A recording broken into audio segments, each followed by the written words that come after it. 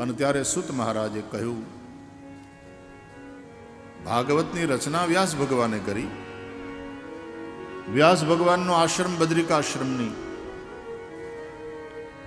એ ભૂમિમાં સરસ્વતી નદીના કિનારે શમ્યાપ્રાસ નામનો એમનો આશ્રમ. વેદને વ્યવસ્થિત કર્યા, વેદની પરંપરા ચાલે માટેની વ્યવસ્થા કરી, ઇતિહાસ અને પુરાણ રચ્યા વ્યાસજીએ. છતાંય વ્યાસજીને સંતોષ થયો નહીં. અશાંત વેદ વ્યાસજી પોતાના આશ્રમમાં બેઠા હતા. એમાં વ્યાસજીના આશ્રમમાં દેવર્ષિ નારદ પધાર્યા. જો વ્યાસજી પણ ભગવાનનો અવતાર છે 24 અવતારમાં, અને નારદજી પણ ભગવાનનો અવતાર છે. એક અવતાર મૂંઝાયેલો, બીજો અવતાર એનું માર્ગદર્શન કરે. આવું હા, જેમ રામાવતારમાં રામે અવતાર છે અને રામે શિવધનુ ભંગ કર્યો, પછી પરશુરામ આવ્યા. પરશુરામ પણ અવતાર છે. તો પણ એક હારે કેટલા અવતારો હોય? અરે એક હારે બે અવતાર, બે હું અસંખ્ય અવતાર એક સાથે હોય. હકીકતમાં આ બધું જ જે કંઈ છે એ બધું ભગવાનનું જ રૂપ છે ને. એટલા માટે નરસિંહો ગાય છે, ચિત્ત ચૈતન્ય વિલાસ તદરૂપ છે, બ્રહ્મ લટકા કરે બ્રહ્મ સામે. આ તો બ્રહ્મનું લટકું છે બ્રહ્મની સામે.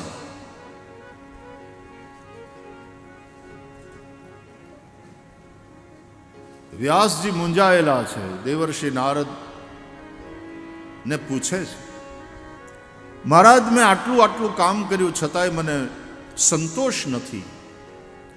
આનું કારણ શું? અસ્તેવ મે સર્વમિદં ત્વયોક્તમ તથાપિ નાત્મા પરિતુષ્યતે મે તન્મૂલમવ્યક્તમગાધ બોધમ પૃચ્છામહે ત્વાત્મભવાત્મભૂતમ. નારદજી કહે છે, વ્યાસજી, હજી એક કામ બાકી છે. શું? કે અત્યાર સુધી તમે જેટલું લખ્યું આ બધાયના સાર રૂપ શ્રીમદ ભાગવતની રચના કરો, જેનાથી જન જનના હૃદયમાં ભગવત ભક્તિ પ્રગટ થાય. ભક્તિ સિવાય કાંઈ નથી. ભક્તિ સિવાય મન સદા અતૃપ્ત રહેવાનું. ભગવાનની ભક્તિ એ જ શ્રેયસ્કર છે. અને એમાં આગળ તો કળયુગ આવે છે. વ્યાસજી, કળયુગની અંદર લોકોને જ્ઞાન અને વૈરાગ્યની વાતો પચશે નહીં, રૂચશે પણ નહીં, અને રૂચશે જચશે તો પચશે નહીં. એટલે ભક્તિને કેન્દ્રમાં રાખીને તમે ભાગવતની રચના કરો. આવું કહી દેવર્ષિ નારદે પોતાના પૂર્વજન્મની કથા સંભળાવી કે હું પૂર્વજન્મમાં દાસીનો દીકરો હતો, મને સંતોનો સત્સંગ થયો, મેં ભગવાનની ભક્તિ કરી, અને એટલા માટે મારું એ શરીર છૂટ્યું. એ પછી હું બ્રહ્માના પુત્ર રૂપે પ્રગટ થયો, દેવર્ષિ નારદ કહેવાયો. દેવોએ આ 7 સ્વરની વીણા મને આપી છે. વીણા વગાડું છું, નારાયણનું નામ લઉં છું, લેવડાવું છું, ચારે બાજુ ફરું છું, ક્યાંય મારી ગતિ અટકતી નથી. વ્યાસજી, ભગવાનની ભક્તિનો આ મહિમા છે. જે જગ્યાઓ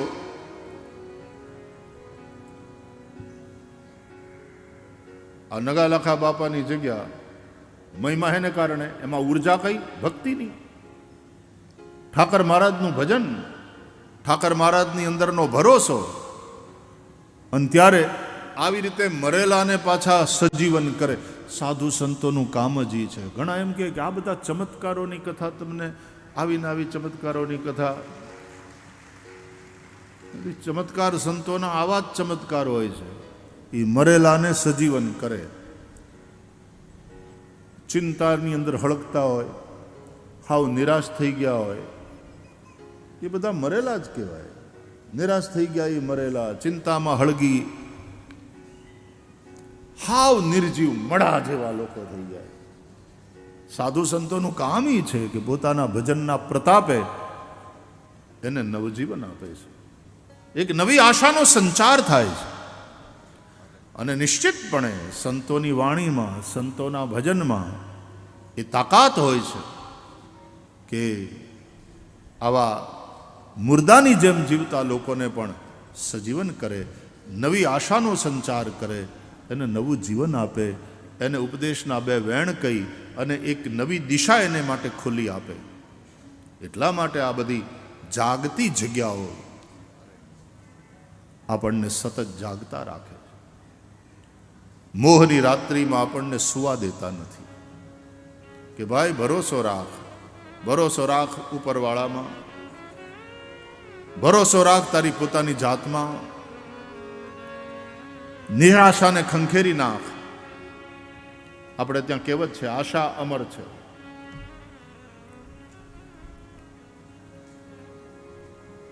સાધુ સંતોનું કામ આ શ્રદ્ધા બલવતી કરવાનું, નવી આશાનો સૂરજ એના જીવનમાં ઉગે એવું કરવાનું. જે હાવ નિરાશ થઈ ગયા હોય, હિંમત હારી ગયા હોય, અરે ઘણીવાર તો મરવાના વિચાર કરતા હોય અને ઘણીવાર આત્મહત્યા કરી પણ બેસતા હોય, ત્યારે એને ટેકો આપી ઠાકર ધણીની અંદર ભરોસો મજબૂત એનો કરી આશીર્વાદ આપી પાછા એ સાધુ સંતો પ્રાર્થના કરે એના માટે પરમાત્માને, અને ખરેખરી પ્રાર્થના દ્વારકાધીશ સાંભળે અને એનાથી કાંઈક એવું થાય કે માણસની આશા બળવતી થઈ જાય, એક નવા જીવનની, એક નવી જિંદગીની શરૂઆત થાય. એટલે સાધુ સંતોનું કામ મળદા બેઠા કરવાનું જ છે. હાવ જે નિર્માલ્ય થઈ ગયા હોય, હિંમત હારી ગયા હોય, મરવાના વિચાર કરતા હોય, નબળા વિચાર જેના હોય, એની અંદર એવી આશાનો સંચાર કરે, એમાં એવો ઉત્સાહ ભરે અને એવો એને કામે લગાડે અને એ સફળ તો થાય જ, પણ પછી એ સમાજને ઉપયોગી બને, બીજાને ટેકા દેતો થઈ જાય એવો એને કરી મૂકે. આ સાધુ સંતો, આ આપણી જગ્યાઓ, આ આપણા મહાપુરુષો, એના ચમત્કારો આ છે. એટલે અનેકને નવજીવન આપે, નિશ્ચિતપણે નવજીવન આપે. જગ્યાઓનું કામ, સાધુ સંતોનું કામ આ છે. અને આ જેવો તેવો ચમત્કાર નથી. તમે વિચાર કરો ને, આ સમયમાં ચારે બાજુથી ફરિયાદ સાંભળવા મળે કે અમારું સાંભળતા નથી. પત્નીને ફરિયાદ હોય કે આ મારું સાંભળતી નથી.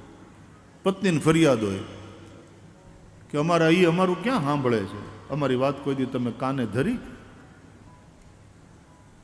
છોકરાઓના માટે મા બાપને ફરિયાદ હોય કે આજકાલ છોકરાઓ ક્યાં માને છે, ભાઈ સાંભળતા નથી મા બાપને. અને છોકરાઓ એને એમ થાય કે અમે આટલું આટલું કહીએ તોય બાપા ના પાડે, અમારું સાંભળતા જ નથી, એને અમારામાં વિશ્વાસ નથી. પ્રજાને એમ થાય છે કે નેતા અમારું સાંભળતા નથી. ચારે કોર એ નહીં ફરિયાદ, કોઈ સાંભળતું નથી અમને. અને એવા આ સમયમાં આવી કથાઓને આવા આયોજન, હવે રાતના સંતવાણી ડાયરા, દિવસે કથા, હવે એક જણો બોલે કે એક જણો ગાય અને હજારો હજારો સાંભળે કલાકોના કલાકો સુધી. રાતના કાર્યક્રમ હોય તો હજારોના હજારો સવારના 3 વાગ્યા સુધી બેહે, આટલા બધા સાંભળે. આ ચમત્કાર નથી કળિયુગનો? જ્યાં કોઈ કોઈને સાંભળવા તૈયાર નથી, ત્યાં આટલા આટલા કલાકો સુધી શિસ્તપૂર્વક શાંતિથી બેસી અને ધ્યાન દઈને સાંભળે કથા. કલિકાલનો આ ચમત્કાર જ છે. તો જ્યાં ભગવાનનું ભજન છે ત્યાં ચમત્કારો સર્જાય છે. આવી જગ્યાએમાં હજારો હજારો માણસો આવે, કોઈ ભૂખ્યું જાય નહીં, સૌને રોટલો મળે, સૌને ભગવાન અભિમુખ કરે. કલિયુગના આ ભૌતિક વાતાવરણની અંદર આવા પ્રકારની આધ્યાત્મિક એક ચેતના પ્રગટ થાય, આ જગ્યાઓના ચમત્કાર છે. ધર્મ જો ટક્યો હોય તો આને કારણે ટક્યો છે, અને ધર્મ ટક્યો છે એટલા માટે સમાજ ટક્યો છે. નહીં તો ધર્મેણ હીના પશુભિ સમાના. એટલા માટે આપણી આવી જગ્યાઓ, જાગતી જગ્યાઓ, એના પૂર્વ પુરુષો, એનું તપ અને વર્તમાન મહંતો, એનું ભજન, એની સેવાવૃત્તિ, એ બધાએ થઈ અને સમાજને સતત જાગતો રાખ્યો છે. એટલે આ જગ્યા શબ્દ છે ને આપણો, એ બહુ બહુ ગમે એવો જગ્યા શબ્દ છે. આ જગ્યા છે, અહીંયા હવને માટે જગ્યા છે, એટલા માટે જગ્યા. અહીં બધાની હાટું જગ્યા થાય, દરેકને અહીંયા સ્થાન હોય, દરેકને આશ્રય મળે. હવની જગ્યા હોય, શ્રીમંત હોય કે ગરીબ હોય, ભણેલો ગણેલો અને મૂંઝાયેલો હોય, એને આશ્વાસન મળે, નવી એક ઉર્જા મળે. અને જે ભણ્યા ગણ્યા ન હોય અને એની તો શ્રદ્ધા પછી વધારે મજબૂત હોય.